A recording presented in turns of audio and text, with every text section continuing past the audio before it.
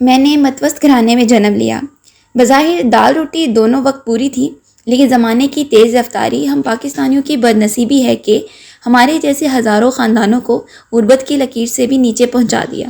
زمانہ بدل گیا، سینکڑوں کی تنخواہیں ہزاروں میں اور ہزاروں کی لاکھوں پر چلی گئیں، لیکن والد صاحب کی جو تنخواہ تھی وہ برسوں گزرنے کے بعد بھی اتنی ہی رہی، اور اس میں ایک پائی کا بھی اضافہ نہ ہو سکا۔ جب قدریں بدلتی ہیں، سب سے زیادہ متوسط طبقہ پستا ہے۔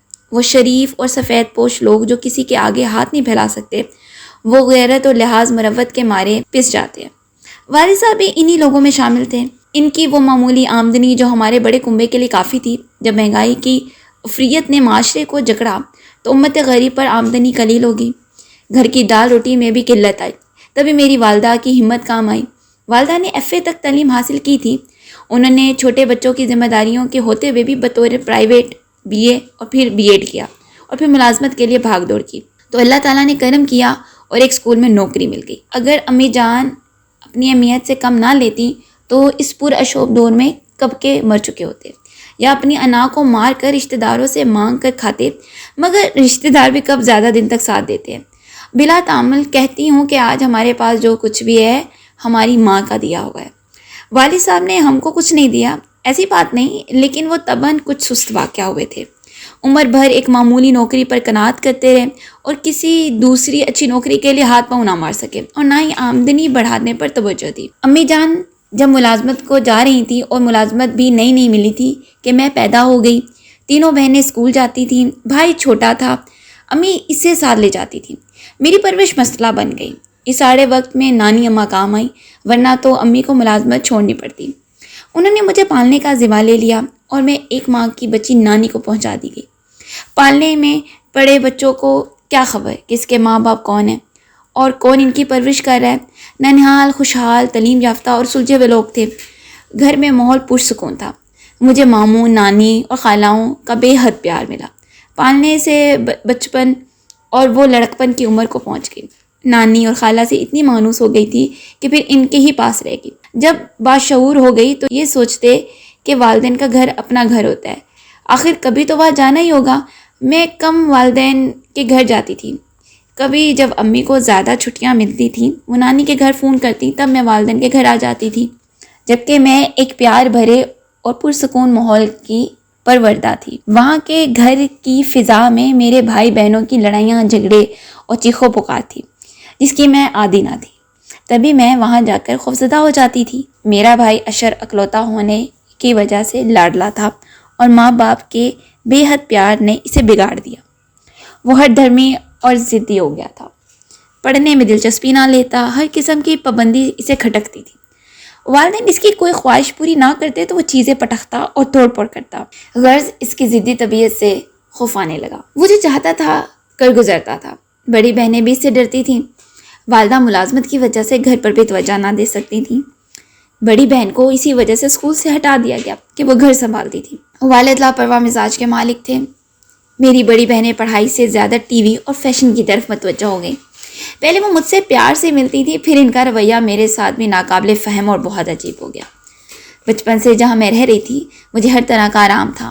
نانی نے تمیز اور طریقے کی ہر بات سکھائی، جبکہ گالی گلوچ اور لڑنا جھگڑنا بہنوں کی عادت تھی۔ ماں باپ کے گھر جانے کی آرزو ختم ہو گئی تھی، کیونکہ ان کے گھریلو ماحول سے مجھے نفرت ہو گئی تھی۔ ماموں کو میری پڑھائی کی فکر رہتی تھی، اور میں ان کے پاس دل لگا کر پڑھتی تھی۔ اسکول میں اچھی طالبہ تھی اور امتحان میں شاندار نمبروں سے پاس ہوتی تھی۔ یوں میں نے ایف اے کر لیا۔ ماموں کی شادی کے 2 ماہ بعد نانی اماں رضاء الہی سے وفات پا گئی۔ میرے لیے تو وہ ماں کا درجہ رکھتی تھیں۔ ان دنوں بہت اداس تھی کہ ایک روز نانی نے کسی بات پر ڈانٹ دیا۔ ڈانٹ کی عادی نہ تھی، بس دل ہر طرح سے ٹوٹ گیا۔ جب خودداری پر چوٹ لگی تو وہ والدین کی اہمیت کا احساس ہوا، تبھی اصرار کر کے اپنے گھر آ گئے۔ اگرچہ یہاں رہن سہن میں فرق تھا اور گھٹے ماحول سے وحشت ہوتی تھی، لیکن میرے انداز میں جس کشمکش نے سر اٹھایا تھا وہ ختم ہو گئی تھی۔ ماحول جو بھی ہو، اب مجھے اس گھر میں رہنا تھا۔ سبھی کچھ میرے لیے اجنبی تھا سوائے امی کے، اور وہ مجھ سے والہانہ محبت کرتی تھی، مگر میری بہن مجھ سے یوں پیش آتی جیسے میں دوسرے خاندان سے ہوں۔ تدیال سے واقف نہ تھی، بہت کم لوگوں کو پہچانتی تھی۔ میرا واسطہ ان سے اب پڑا تھا، کیونکہ وہ کبھی ہمارے ننیال نہ آتے، پہلی بار پھوپھی عشرت ملی تو پیار سے گلے لگایا، اچھی لگی۔ ان کی باتوں سے اندازہ ہوا کہ اچھی سوچ بھی رکھتی ہیں۔ اب انہوں نے ہمارے گھر زیادہ آنا جانا شروع کر دیا۔ ان کی مجھ سے دلچسپی ہو گئی، بار بار میرے سامنے اپنے بیٹے کا تذکرہ کرتی اور تعریف کرتے کہ ٹریننگ کر رہا ہے، ٹریننگ مکمل کرے گا تو تم سے ملنے آئے گا، تم دیکھو گی تو حیران رہ جاؤ گی کس قدر شائستہ اور تعلیم یافتہ ہے۔ میں اتنی بچی نہ تھی کہ ان کی باتوں کا مطلب نہ سمجھوں، یہ مجھے اپنی بہو کے روپ میں دیکھنا چاہتی تھی۔ افروز واقعی خوبرو نوجوان تھا، وہ مہذب اور شائستہ بھی تھا، اس کا مستقبل روشن تھا۔ لیکن ایک کمی اس کی شخصیت میں یہ تھی کہ اس میں جلد بازی کوٹ کوٹ کر بھری ہوئی تھی۔ وہ فیصلہ کرنے میں سوچ بچار سے کام نہ لیتا۔ اس کی جلد بازی کی عادت نے بالآخر اس کی خوشیوں کا کام تمام کر دیا۔ خاندان میں سبھی کی یہ آرزو تھی کہ وہ افروز کو اپنا داماد بنائے، لیکن پھپھو کی نظر انتخاب مجھ پہ پڑی۔ مجھے بھی فخر سب محسوس ہوتا تھا، اتنی لڑکیاں چھوڑ کر مجھے پسند کر لیا ہے۔ وہ بیٹے کے انتظار میں تھی کہ افروز آئے تو میں امی ابو سے میرا رشتہ مانگ لی۔ جب افروز ٹریننگ مکمل کر کے لوٹا، ماں نے میرا نام اس کے سامنے رکھ دیا۔ تبھی وہ بولا، میری امی جان، میں نے عالیہ کو بھی شریک حیات بنانے کا نہیں سوچا، وہ ہمارے خاندان سے دور پلی بڑی ہے، معلوم نہیں کیسا مزاج ہے، بچپن میں ایک دو بار دیکھا تھا، لیکن میں اس سے شادی کا رسک نہیں لے سکتا۔ اب میری شادی بڑی خالہ کی بیٹی لائبہ سے کروا دیں، لائبہ مجھے پسند بھی ہے۔ بڑی پھپھو کا گھر چھوٹی پھپھو کے مکان سے قریب تر تھا اور ان کا ہر وقت کا آنا جانا رہتا تھا۔ افروز اور لائبہ بچپن میں ایک ساتھ کھیلے تھے اور ایک دوسرے کو اچھی طرح جانتے تھے۔ لائبہ گرچہ پھپھو کو پسند نہ تھی مگر بھانجی تھی، وہ بیٹے کی فرمائش سن کر خاموش ہو گئی۔ وہ تو بیٹے کی محبت سے مجبور تھی اور اس مجبوری پر پھپھو کی بانچیں کھل گئی تھیں۔ افروز کا رشتہ اگرچہ لائبہ سے ہو گیا لیکن وہ ہمارے گھر میں متواتر آنے لگا، مجھ سے خوب باتیں کرتا تھا۔ میرا زیادہ دھیان پڑھائی کی طرف تھا، پھر بھی اس کا دل رکھنے کو بات چیت کر لیا کرتی تھی۔ اس کا ہر روز آنا جانا، ہم سے گھل مل جانا عجیب سا سلسلہ تھا جو کبھی کبھی مجھے الجھا دیتا تھا۔ میں اس کے بارے میں سوچنے لگی تھی مگر اس کی چاہت کو دل کا روگ نہ بنانا چاہتی تھی کہ لائبہ سے اس کا رشتہ ہے۔ میرا لہجہ، انداز اور رکھ رکھاؤ باقی بہنوں سے مختلف تھا، تبھی خاندان والوں کی نظریں مجھ پر پڑ جاتی تھیں۔ وہ میری بہنوں کے اطوار پسند نہ کرتے تھے تو ان کے رشتوں کے لیے دلچسپی بھی نہ رکھتے تھے، مگر سبھی مجھے پسند کرتے تھے۔ بہنوں نے اس فرق کو محسوس کیا اور ان کے رویوں میں بھی مثبت تبدیلی آنے لگی۔ وہ مجھ سے متاثر ہوئیں، خود کو میری طرح ڈھال رہی تھیں۔ اس بات کی مجھے خوشی تھی کہ ایک روز عجیب خبر ملی کہ افروز نے لائبہ سے شادی سے انکار کر دیا ہے اور اس کی کچھ باتیں نازک مزاج کو گوار گزری تو دونوں میں تو میں ہو گئی۔ افروز ایک جلد باز آدمی تھا، گھر آ کر اماں سے منگنی توڑنے کا اصرار کرنے لگا۔ ماں بیٹے کی ضد پر مجبور ہو گئی، سگی بہن کو جواب دینا پڑا، جس کی وجہ سے دونوں بہنیں ایک دوسرے سے دور ہو گئی۔ افروز نے لائبہ کو جلانے کی خاطر اس کے چچا زاد سے ناتا جوڑ لیا جس کا نام شیریں تھا۔ شیریں کا گھر بھی لائبہ کے گھر سے قریب تھا۔ وہ ماں سے ضد کی کہ شیریں کے والدین سے رشتہ مانگے۔ ماں بیچاری دم بخود کیا کرے، جب بیٹے نے کسی طور چین نہ لینے دیا تو ان کی در پر گئی۔ شیریں کے والدین یہ بات جانتے تھے کہ ان کی بیٹی افروز کو پسند کرتی ہے۔ انہوں نے رشتہ دینے میں دیر نہ کی۔ سارے خاندان میں عجیب ہنگامہ برپا ہوا کہ لائبہ کے چچا اور چچی نے اسے لڑکے کو داماد قبول کیا ہے، جس سے ان کی بھتیجی کی منگنی ٹوٹ گئی ہے۔ خیر، بیٹی سے پیار کرنے والوں کو اپنی بیٹی کی خوشیاں عزیز تھیں، ان کو کب کسی کی پرواہ تھی۔ یوں بھی لائبہ کی امی سے اس کی چچی کے تعلقات ٹھیک نہ تھے۔ اب اور کشیدگی میں اضافہ ہو گیا۔ یہ افروز کا وقتی اور جذباتی فیصلہ تھا۔ اس نے جذبات میں آ کر کہا تھا کہ وہ لائبہ سے منگنی توڑنا چاہتا ہے۔ شیریں منگنی کے بعد بہت خوش تھی کہ مستقبل میں سنہرے خواب بننے لگی۔ اس سے خوش دیکھ کر افروز کو اپنے اوپر شرمندگی اور ملال محسوس ہوتا تھا کہ اس نے کیا کر دیا۔ اب شیریں سے منگنی توڑنے کا اقدام اسے سب کی نظروں میں گرا دیتا، لہٰذا کبھی کبھی اپنی ماں سے اپنی دلی جذبات کا اظہار کر بیٹھتا تھا کہ شیریں سے منگنی کر کے اسے بھول ہو گئی۔ دراصل اسے لائبہ ہی پسند ہے۔ دل دھک سے رہ جاتا ہے جس نے سگی بہن کا دل توڑا تھا۔ خاندان والے افروز کی ماں کو منہ نہ لگاتے۔ وہ سمجھتے تھے جو خاتون سگی بہن کو دھتکار سکتی ہے بھلا وہ کسی اور سے کیا نبھا کرے گی۔ اس بات کا بھی پھپھو کو دکھ لگتا تھا مگر کیا کرتی، صبر ہی کرنا تھا۔ صبر تو وہ برسوں سے کر رہی تھیں۔ افروز ابھی 5 برس کا تھا کہ اس کے والد کا انتقال ہو گیا۔ تبھی سے پھپھو نے صبر سے کام لینا شروع کیا۔ بہت محنت کر کے بیٹے کو پڑھا لکھا کر آفیسر بنایا تھا۔ جب برے دن تھے خاندان والے پہچانتے نہ تھے۔ بیٹا آفیسر لگ گیا تو ہر کسی نے رشتہ داری چلانی شروع کر دی۔ اس باعث آپ کو بھی ان سے بدل ہو گئی تھی اور افروز ہی ان کے لیے سب کچھ تھا۔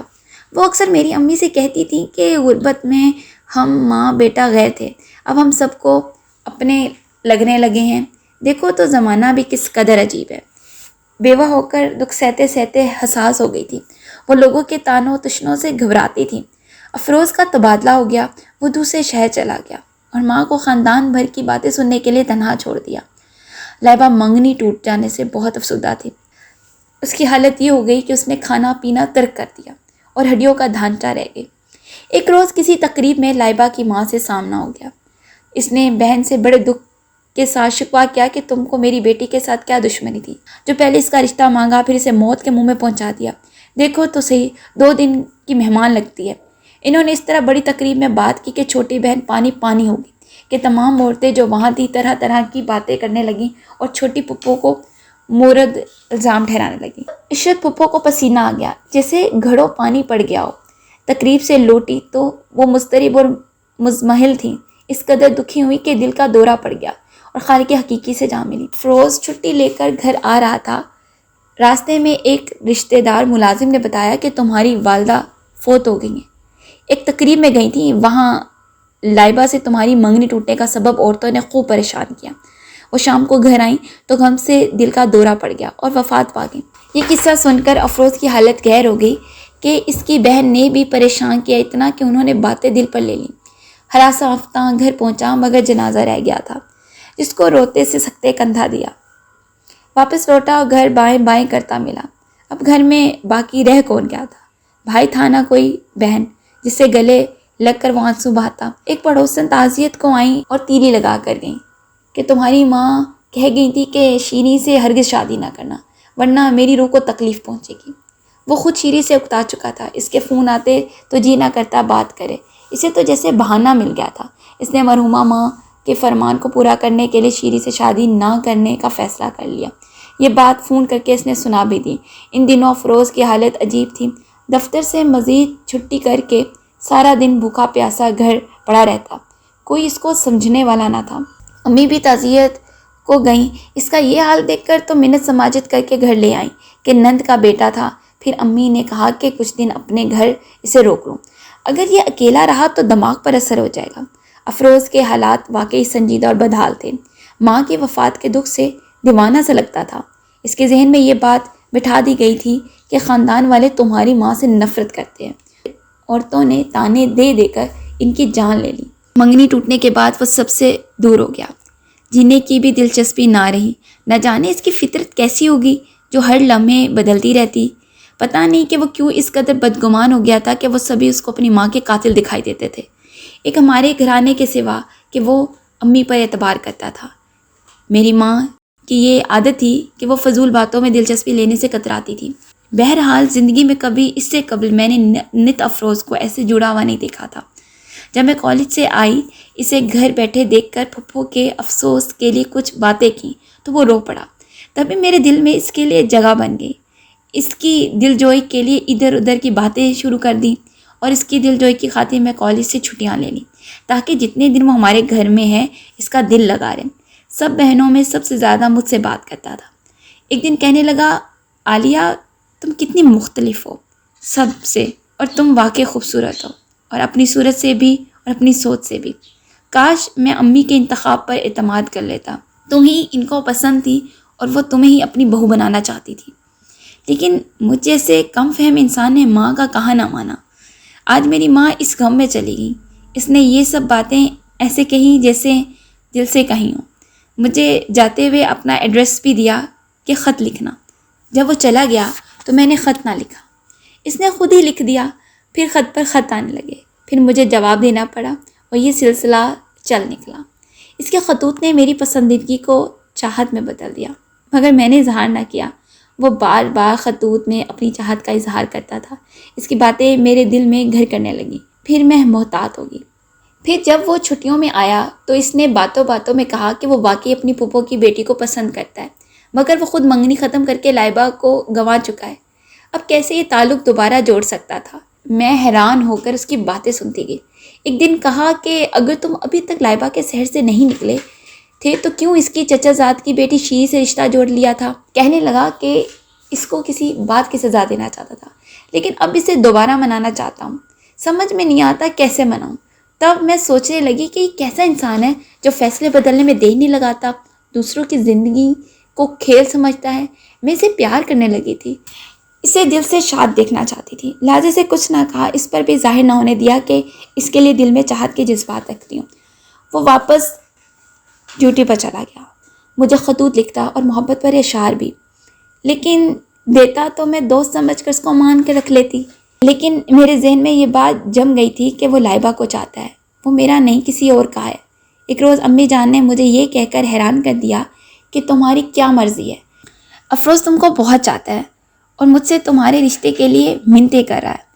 وہ اپنا مکان اور سب کچھ تمہارے نام کرنے کو تیار ہے۔ میرا دماغ چکرا کر رہ گیا، یہ سب کیا ہو رہا ہے کہ ادھر دوست کہہ کر دل کی باتیں بتا کر جاتا ہے، لائبہ سے ابھی تک محبت کے افسانے سناتا ہے۔ اور میں اپنی سہیلی کو بتایا کہ اس نے کہا ہے کہ اس کی نفسیات یہ ہے کہ دوسری لڑکی سے محبت کا افسانہ سنا کر تمہارے دل میں جلن جگاتا ہے۔ کچھ آدمی اس قسم کے نفسیات کے ہوتے ہیں کہ جس سے پیار کرتے ہیں تو یہی جتاتے ہیں کہ وہ کسی اور سے پیار کرتا ہے، دراصل وہ تم سے ہی پیار کرتا ہے۔ یہ عجیب سی کہانی تھی جو میری سمجھ سے باہر تھی۔ میں نے ان باتوں پر توجہ نہ دی، مگر اس بات پر یقین قائم رکھا کہ وہ کسی اور کو چاہتا ہے، مجھ کو نہیں، مجھ سے صرف دل کی باتیں شیئر کرتا ہے۔ اس بار وہ آیا تو میں نے کہا، افروز تم مجھے کیوں اس طرح کے خط لکھتے ہو؟ ان خطوط کے لکھنے کا کیا مقصد ہے؟ جبکہ لائبہ تمہارے دل کی دنیا کی تزئین ہے۔ عالیہ، در حقیقت میں تم کو ہی پسند کرتا ہوں اور میں تم سے ہی شادی کرنا چاہتا ہوں، باقی سب باتیں فضول کرتا ہوں، ان میں کوئی حقیقت نہیں۔ اب لائبہ اور شیری دونوں ہی میرے لیے کوئی اہمیت کے حامل نہیں ہیں، میرا انداز ہی ایسا ہے، تم مجھے سمجھ جاؤ۔ وہ یہ باتیں کہہ کر جا چکا تھا اور میرا سکون ٹوٹ گیا۔ میں دن رات سوچوں میں غرق رہنے لگی۔ اس کے خط پر خط آنے لگے کہ یہ خط میری بہن جو گھر میں ہوتی تھی وصول کر لیتی تھی، لیکن ایک روز افروز کا ایک خط ابو کے ہاتھ لگ گیا۔ ابو نے میری بہت بےعزتی کی اور جب وہ ہمارے گھر آیا تو ابو نے اس کی بھی بےعزتی کی۔ بھانجے صاحب، تم نے تو ہمارا گھر ہی تاڑ لیا ہے، جب سب نے ٹھکرا دیا ہم نے ہمدردی کی، پیار دیا، اس کا یہ صلہ کہ میری بیٹی کو خط لکھتے ہو۔ اگر شادی کرنا چاہتے ہو تو عزت داروں کی طرح سیدھے ماں باپ سے رشتہ مانگتے۔ یہ چوری چھپے میری بیٹی جو محبت نامے لکھتا کیا معنی رکھتا ہے؟ آئندہ ہمارے گھر میں قدم رکھا تو حشر کر دوں گا۔ ابو کی ڈانٹ ڈپٹ سے اس قدر دل شکستہ ہوا کہ دوبارہ گھر نہ آیا، بلکہ اس نے بڑی پھپھو کو منا کر لائبہ سے شادی کر لی اور اسے اپنے ساتھ لے گیا۔ جس روز اس کی شادی کا دعوت نامہ ملا، دکھ سے بے حال ہو گئی، لگتا تھا دل بند ہو جائے گا۔ سوچا اس نے پھر جلد بازی کی ہے، ابو کی ڈانٹ سہ کر اگر امی سے بات کرتا تو یقیناً بات بن جاتی۔ امی اس کو میرا رشتہ دینا چاہتی تھی، مجھے بار بار سمجھاتی تھی کہ افروز اچھا لڑکا ہے، تم راضی ہو جاؤ، اس کا کوئی نہیں، وہ ہمیشہ ہمارا بن کرے گا۔ مگر افروز نے تو مہلت ہی نہیں دی، جھٹ پٹ شادی کا فیصلہ کر لیا۔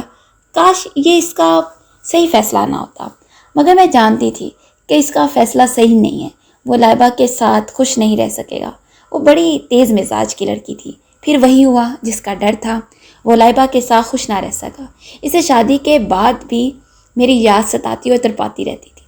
وہ روز لائبہ کو یہ بتاتا کہ وہ مجھ سے محبت کرتا ہے، وہ مجھے بھلا نہیں سکتا ہے، وہ میرے بغیر خود کو ویران اور ادھورا تصور کرتا ہے۔ بیوی یہ باتیں کب تک سنتی اور برداشت کر سکتی ہے؟ آخر لائبہ کے صبر کا پیمانہ لبریز ہو گیا اور وہ ایک دن جھگڑا ہو کر میکے آ گئی اور طلاق مانگ لی اور واپس افروز کے پاس جانے سے انکار کر دیا۔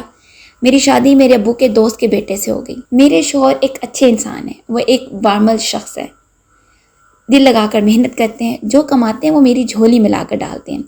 لیکن عجیب بات ہے، مجھے اب تک وہ اب نارمل شخص نہیں بھولتا۔ جب تنہائی میں بیٹھتی ہوں یاد آ جاتا ہے، سنا ہے وہ بھی ابھی تک مجھے نہیں بھلا پایا۔